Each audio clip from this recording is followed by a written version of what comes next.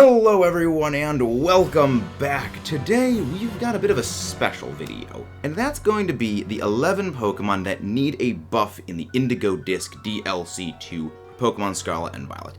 These is a combination of Pokemon that are actually in the game presently, and a Pokemon that, well, are going to be returning in the Indigo Disc. And the main reason why we think that these Pokemon should and will probably be getting buffs is actually look at Lurantis. Before the Teal Mask released, it didn't get superpower. Now, it actually does. As well as the changes to Cresselia losing defensive stats, Zacian and Zamazenta losing stats as well, and Empoleon and Shiftry actually getting a huge buff in the form of changing their abilities, Empoleon losing Defiant for the much better competitive, and Shiftry exchanging Early Bird for Wind Rider.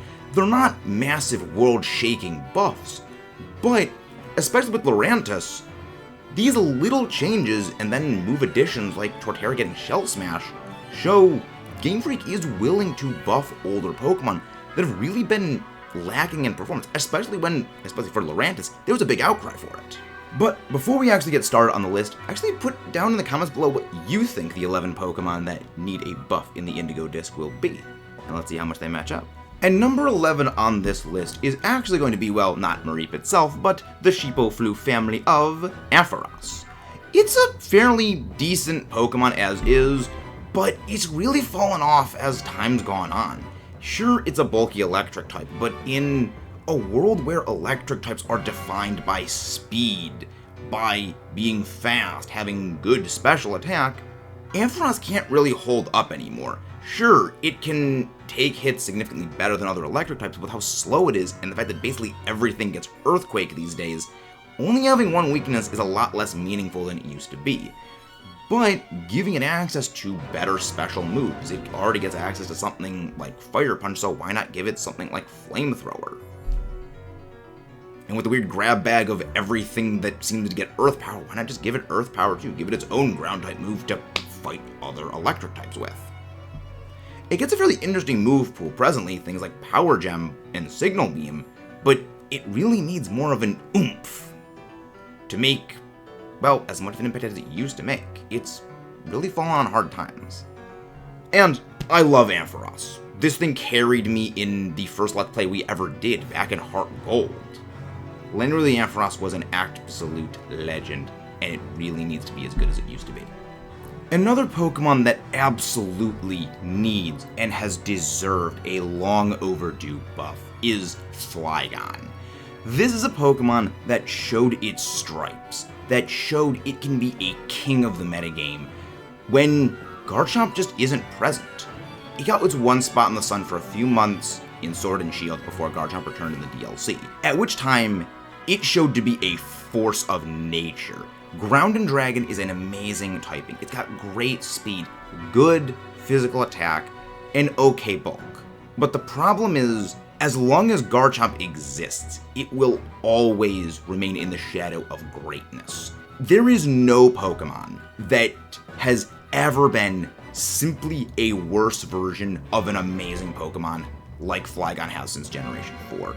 It didn't even get a single day of physical Dragon Stab in Gen 4, because Garchomp was already there. With the same typing, absolutely better physical attack, better speed by 2 points, and equal or higher in every other stat, there is next to nothing Flygon offers that Garchomp doesn't just do better. Even though it does get Dragon Dance, that only puts it on a similar power level as Garchomp with higher speed, but it requires a singular turn of setup for Dragon Dance. With its comparative frailty, it really can't set that up easy. It does get Levitate, which does give it an immunity to ground, but those are not really enough to make it able to make a name for itself. That's why something like a boost to its speed, even a boost of 5 points, allowing it to outspeed the other big dragons, would be a world changer for it. It gets access to some pretty good tech moves, things like U-Turn, which base 70 power bug non-stab move doesn't really seem too impressive. But pivots are a hugely important thing when it comes to Pokemon, either doubles or singles. They allow Pokemon to switch in and out quickly, get other Pokemon in that have a more favorable matchup, and they help with, well, positioning. And as a U-turn user that would outspeed other dragons, it could pressure other dragons, things like Garchomp, which normally wouldn't fear because they eat it for breakfast because of a higher speed, or the speed-tying Salamence. It would need to risk a coin flip if it wants to hit them, try and take it out, or just hard switch out, which punishes your team. With something like U-turn, it could maintain momentum, do a little bit of chip damage, and get a favorable matchup while having higher speed. Every other dragon brings huge things to the table. Kingdra is a rain crusher. It obliterates things in rain. Garchomp's speed, bulk, power is unmatched. Salamence is an intimidator. Hydreigon is a levitate user as well, with vastly better special attack and vastly better bulk. Latios much faster than it, have better special stats, and debatably better typings. Palkia, same speed, but it's Palkia.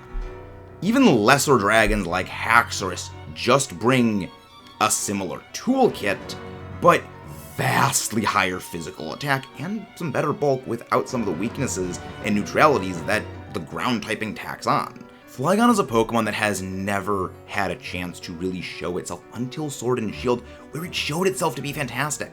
Just 5 extra points of speed would bring so much to the table, or giving it an actual hidden ability like Sheer Force, letting it actually use its good special moves. When you use a Life Orb with a Sheer Force ability Pokemon, any moves that are boosted by Sheer Force don't actually incur any Life Orb recoil damage. That's a near 70% boost on power with no downside. That's what made Nidoking so good. And with a boost of its speed, it wouldn't need to use a Choice Scarf to be able to use U-turn. It could actually run other items. Number 9 is a Pokemon that is very near and dear to me on this list, and that is Lycanroc. Both because, one, I love dogs, and also that I did name this doggo after my own dog, Lily. Some pictures of my dogs Lily and Luna will actually be appearing on screen because they kind of have a bit of a similar coat color to Lycanroc, and they're both very sweet doggos. And I love Lycanroc. But Rock has never... I also love my rock types because I am a geologist by study, but rock types, and especially Lycanroc, have had a very hard time just with things. There have been very good rock types historically, things like the fantastic Tyranitar, Crustle, Minior, Caracosta, Aerodactyl. They've been fantastic, but what made them fantastic wasn't really being a rock type. Really the closest that can say it was fantastic because it was a rock type was Tyranitar, and that's just because of Sandstream giving it a 50% special defense boost when in sand, as well as Titanic stats that consider legendary and Dragon Dance. Aerodactyl was fantastic as a fast taunt user that can also set up stealth rocks. It can taunt other stealth rock users and set up its own rocks. Whereas Caracosta and the others were Shell Smash users. They could break that Shell Smash, get a massive boost to speed and power, and start blitzing things. Lycanroc never really had anything like that. Its attacking power is significantly lower than many of these others, or it is simply on par with them, but it's very fragile and it doesn't have the same speed that something like Aerodactyl does. While it does get taunt much the same as well as Stealth Rock, Aerodactyl could really handle the ground and fighting types that generally give rock types a hard time. But before we get on to the rest of the list, please don't forget to leave a like, subscribe for more, comment below your thoughts on the video, and let's get back to number 9. Lycanroc, of course, can't do that. And even though it does get tough claws, it doesn't have any rock moves that can really capitalize on this. The main part of this is rock moves have historically been very bad. And again, this is something that's levied against almost every rock type, but other rock types just have ways of getting around this. With Lycanroc especially, a physical contact rock move would do wonders. Rock Slide is pretty much its best rock move, and that does not make contact. Something even 70 base power, that is a rock move that is 95% accurate or even 100% accurate, that makes contact, would just make it much more usable. And of course, give this doggo its day. There's been a lot of great doggos in the Pokemon series. Arcanine, as much as we don't like Zacian, Zacian is good doggo. Houndoom, so many good doggos. Mabostiff. Don't let the Rocco doggo languish forever. Number 8 on this list is Spiritomb, or as I like to call it, Toomby Face. Having no weakness sounds like a really, really cool thing to have. The problem its stats are kind of garbage. It's very, very low speed. Its bulk is only okay at best considering how low its speed is, and even though it's only weak to Fairy, Fairy is still one of the most common typings that's used by anyone. Dark and Ghost also have a very, very similar offensive profile, and with how many amazing Ghost and Dark types there are that it has to vie with placement for, it really doesn't do enough. And especially when there already is another fantastic Ghost Dark type in Sableye, which gets access to the amazing Prankster ability, there really isn't much that gives Spiritomb much of an impressive ability. Which is why, to buff it, probably giving it something like Prankster, something maybe even like Filter or some way of mitigating the fairy damage it can take. Something that maybe boosts its own power to sort of make up for the fact that it doesn't really do much. It's got a lot of good things going for it theoretically, but none of it coalesces into making a meaningful Pokemon that isn't good for much other than being a rampant spin blocker. And especially with things like Scrappy getting actually quite good lately, it really eats into its Ghost typing, giving it an immunity to fighting, as now fighting types can actually hit it. Maybe some new Dark move that is just more powerful than Payback, or maybe a better healing move, something like a Dark or Ghost move that deals damage and heals it. You know, maybe like a Ghost-type Giga Drain or something, would go a long way to making this thing not great, but usable. As the Mimi weakness ignorer we've all known and loved. And loathed. And feared from Cynthia. Number 7, and this one hurts me, because this is my favorite of all the Hoenn starters, is Sceptile. Buddy got the extreme short end of the stick. And there's really two simple ways of actually fixing Sceptile's stat line. By stat distribution, it is a fast special attack, with an 85 physical attack and a 105 special attack. The problem is its move pool is entirely lopsided the other way. It has a huge move pool of physical attacks, from Rock Slide to Earthquake to X-Scissor, even Thunder Punch, and the amazing Swords Dance. Specially speaking, it gets nothing.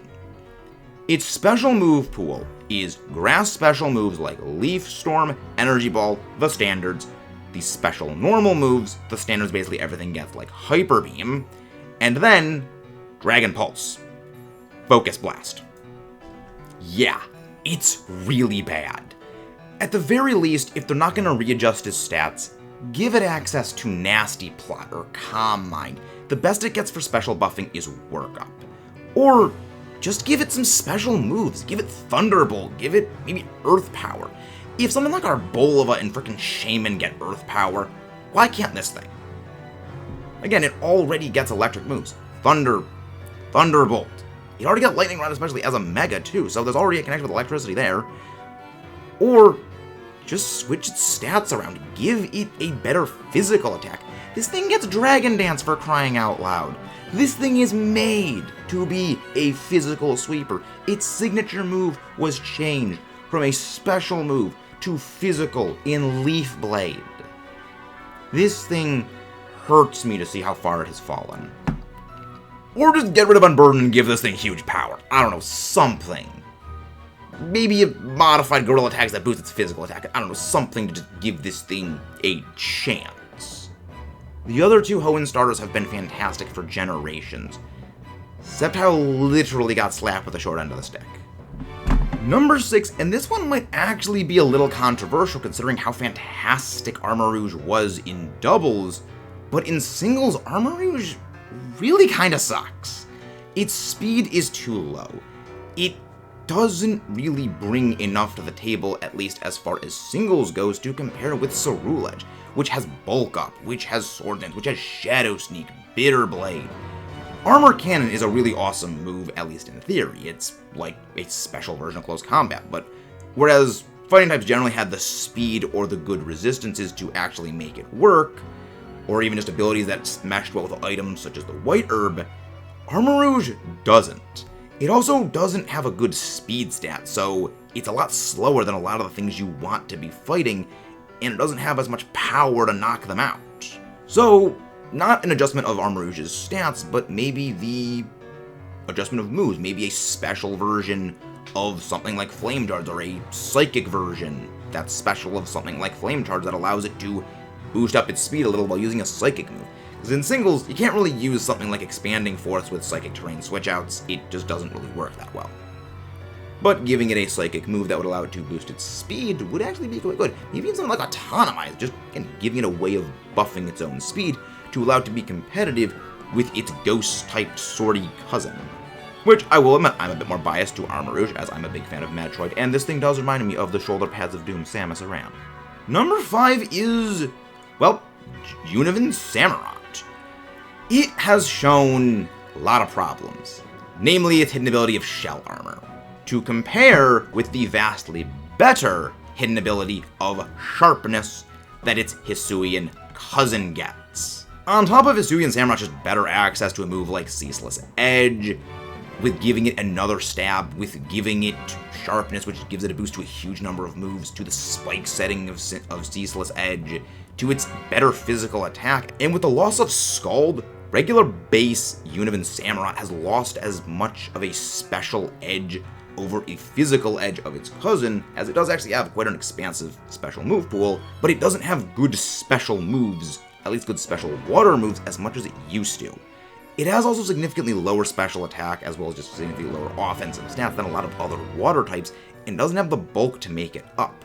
If you're going to go with a bulky water type, you'll go with something like Vaporeon, which also still gets Scald, Milotic, which also still gets Scald, or if you're going for an offensive water type, you're going to go with something like Gyarados, Quaquaval, which have much better moves, much better stats, and ways of boosting their damage other than just setup, or provide very useful tech outside of it like Gyarados' Intimidate. Regular Unovan Samurott gets nothing. Shell Armor is bad. It lost Focus Energy, and if they gave it something like, maybe giving it Psycho Cut, maybe giving it Sharpness, would actually be a bit of a good kick in the pants to allow this thing to just be useful in a way to rival its Hisuian cousin, by giving them two separate niches to occupy, because even though, yes, Dark is a good stab to have, and it does add on some extra power for it, it does add on a couple of extra weaknesses that can make the regular water typing of a physical Samurott somewhat more viable, and somewhat more, well, useful. For number 4, you know me. You know I love my Gastrodon. You know I love East Coast, Beast Coast, West Coast, Best Coast Gastrodon. With the loss of Scald, Buddy's fallen on hard times. With the nerfing of Recover, Buddy has also fallen on hard times. With the amazing electric terrain users, Buddy has fallen on hard times, with Yawn being a lot less useful. Gastrodon is a Pokemon that has been fantastic for a long time, and with the better freeze-dry users, it's really started to suffer a lot, especially with Terastallizing. It took a pretty big blow. The biggest blow was the loss of Scald. That was its bread and butter. It was bulky, it was sturdy, it was durable, it had a great typing, it can throw burns out at most things, and just slowly whittle away at them. Gastrodon can't do that as much anymore, because now almost anything can be packing a grass move. Now, things can go fire, and even though they would be weak to water, they can dodge the burn if it still had Scald. Now, it can't burn things! The best it's got is Chilling Water, which is bad. It hurts it in singles, it hurts it in doubles, and it hurts me all around, because Gastrodon is one of my favorite Pokemon of all time. It has been a staple in almost every team I have made since returning to Pokemon at the start of Ultra Sun Ultra Moon. And I tried running it for a while, and it can't keep up anymore. Not even because it got power crept, but just it lost the tools it used to have. We try to think pink here, we try to think positive, but at the end of the day, Gastrodon has suffered, and I wanted to stop suffering. You all should have seen this coming. I've mentioned before, rock types are really not that good. I'm a huge fan of Godzilla. I'm a huge fan of Mechagodzilla, and I love the future paradoxes. I think that they're a lot better than people give them credit for, and even though I will concede that the past paradoxes look a lot better and even are a lot better in battle, with the exception of being Iron Hands being great for Terror Raids, Iron Thorns got the especially short end of the stick in almost every way. Rock is terrible. Physical Electric is even worse. Iron Hands can only make it work because of its sheer attack stat, and things like Zoroark and Zekrom can only make physical electric work because they have signature moves. The closest thing is Alolan Golem, which can make physical electric work to a degree because of Galvanize, turning every normal move it uses into a physical electric move. The best Iron Thorns has got is Dragon Dance. Not great. Yes, on electric terrain it can do decently well with its powerful electric moves, things like Thunder Punch when setting up Dragon Dance, but it still requires a lot going into it, a lot of field conditions working for it to make it good. It's one of the few paradoxes that is just worse than its base counterpart. As mentioned before, Tyranitar was great not because it was a rock type, but because it was a rock type that automatically set Sandstorm, give it a huge special defense boost. Iron Thorns lacks those stats. Iron Thorns also lacks the same good typing of Dark. While Dark does add on a quad weakness to Tyranitar, and while Iron Thorns may have less weaknesses overall than Tyranitar, Tyranitar is able to skirt a lot of its weaknesses because Bug doesn't like going up against Rock. And a lot of Fairy types, actually almost all of them, are actually special, which it can kind of shrug off because of the sand. Its core is rough irritating, it gets everywhere, and it makes Tyranitar an absolute monster. Again, fitting for the King of the Monsters itself. But Iron Thorns has none of that. It's basically Tyranitar if you took away the sand. And that is something that Tyranitar does suffer with. That's why you never run unnerved Tyranitar. As mentioned before, a better physical rock move, much like with Lycanroc, but also just a better physical electric move. Not buff Thunder Punch, but just make a better physical electric move. You know, upgrade Wild Charge to maybe 120 power, make it an electric clone of Double Edge, and add, I don't know, Volt Crash, Volt Burst, or something that would be like a 95 or just even 80 base power move, maybe 85 base power electric move, that's just good. It doesn't need to be all-star, it just needs to be average. And even one of those, a good electric physical move or a good rock physical move, would really do well either way. One of them is all that's needed. And that's why this one gets so high up on the list.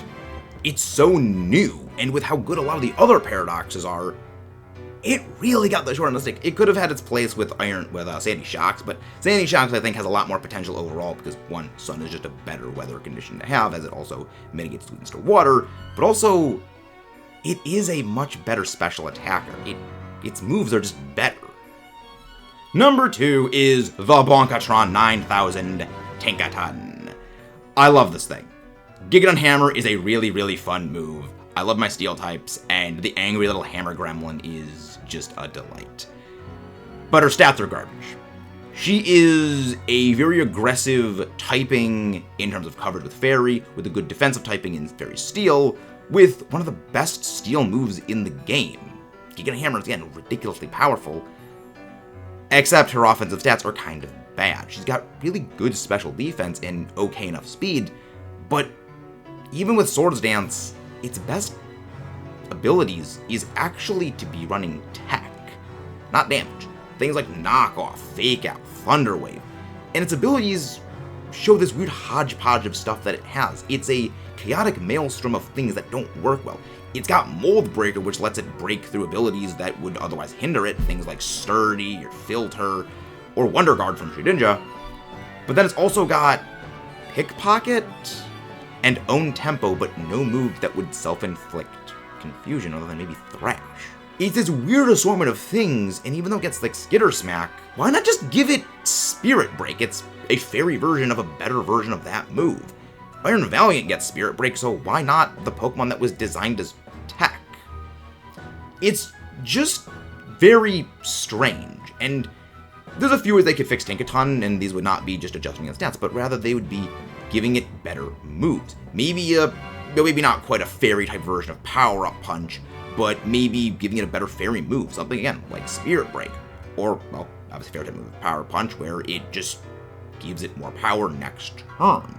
Maybe only next turn, not every subsequent turn after, so you can decide, okay, do I want Swords Dance for reliable power, or do I want like this fairy move that gives me some good fairy damage, but also give me some power up next turn? Now, that would be a bit powerful when you stack, Gigadon Hammer and Fairy, but Fairy and Gigadon Hammer don't really mesh well together in terms of offensive typing, unless you're punching Iron Valiant, in which case, that thing's not getting up after a Gigadon Hammer anyway. It's such a strange Pokemon in what it has, what it was given, and what it wants to be. Not agreeing at all. And it has the makings of what could be a really fun Pokemon, but it just doesn't come together. And last up on this list, and the most egregious one, is regular Unovan Zoroark. I always call it Zoroark, I do that with Arcanine as well. But regular Unovan Zoroark. Yes, I know I have Zoro here, I haven't evolved it yet. But Hisuian Zoroark has shown that even though its gimmick of illusion and with Team Preview completely decapitating it can still prove a little bit viable. But that's because Hisuian Zoroark has 3 immunities. It's immune to Normal, Fighting, and Ghost. 3 pretty good typings, along with a better typing overall. Ghost and Normal is actually quite good, especially when it gets a move like Bitter Malice, which always drops physical attack of whatever it's hitting, and things like Nasty Plot, and a pretty wide covered move pool. Zoroark has suffered even in the gen it was introduced. Gen 5 introducing Team Preview showed, oh yeah, this is what the entire team is, they've got a Zoroark. But back then it could at least still pull off some shenanigans of, yeah, I'm a fighting type, you're gonna hit him with a psychic move. Oh yeah, surprise sucker, I'm actually a dark type and your psychic move does absolutely nothing.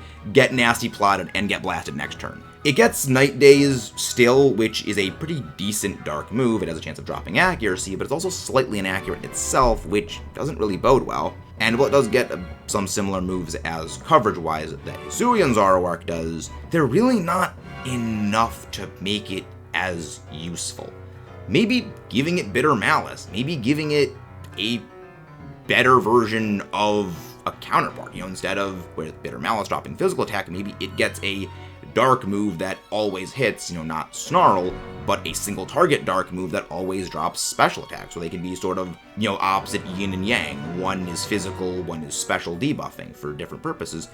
And especially with the introduction of Fairy in Generation 6, this took away even more of its ability to imposter things. With almost every single Psychic type getting access to Fairy moves, and even many of them being converted to Fairy themselves, when you see a fighting type, and Zoroark is on the other guy's team, there's no reason to use a Psychic move, because it's gonna hit super effective either way. Maybe the Psychic move is a little more powerful, but a Stab Fairy move is gonna obliterate a fighting type anyway, and a fighting type isn't gonna want to stay in against an actual Psychic type to begin with. And if it's a Dark type, okay, well maybe they can stay in, but if you call that bluff, and you hit them with a Fairy move, how paper thin Zoroark is, it's going down. Maybe if it's got a Focus Sash, it can hold on, but again, that's only with an item. And item dependency for Pokemon is not really a good thing. Zoroark has been an icon of Gen 5. It was actually promoted in the same vein that Lucario was for Generation 4, whereas Lucario's gotten generation after generation of buffs to keep it going. Zoroark just got nothing. It got one-upped by its old-timey cousin, orders of magnitude harder, and it just doesn't do much. But that is going to be all from me, guys. Thank you for tuning in. Again, please don't forget to leave a like, subscribe for more. We've got a shiny giveaway in a few weeks, and I will see you next time. Let's rock and roll.